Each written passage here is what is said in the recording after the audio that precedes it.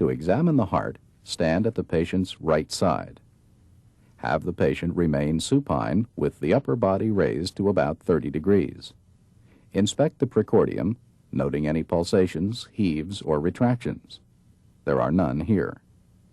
Look for the apical impulse, which, when visible, is normally seen in the left fifth interspace at or medial to the midclavicular line. Using your fingertips, palpate for pulsations or heart sounds in the right second interspace, left second interspace, and left third interspace. Next, palpate for the systolic impulse of the right ventricle. While keeping one finger in the third interspace, place additional fingertips in the fourth and fifth interspaces. If an impulse is palpable, note its location, duration, and amplitude.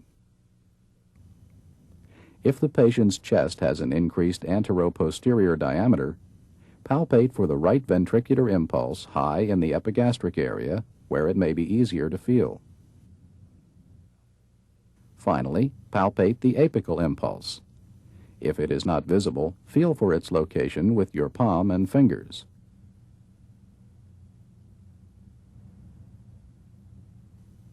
When you find it, assess it with your fingertips.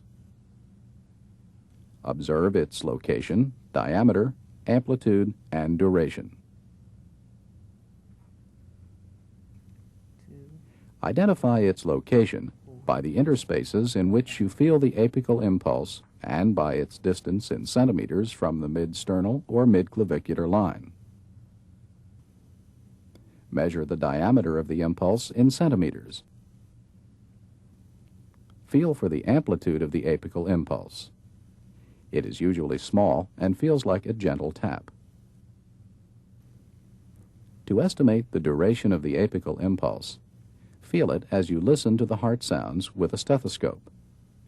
The normal impulse may last through the first 2/3 of systole, but not longer. Please turn over to your left side.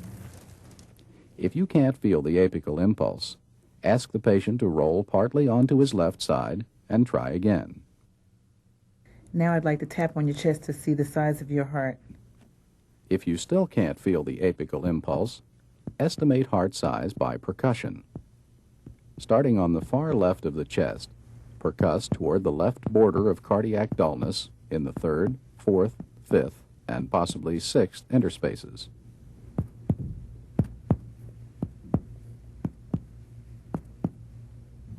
Normally, percussion reveals pulmonary resonance laterally and cardiac dullness medially.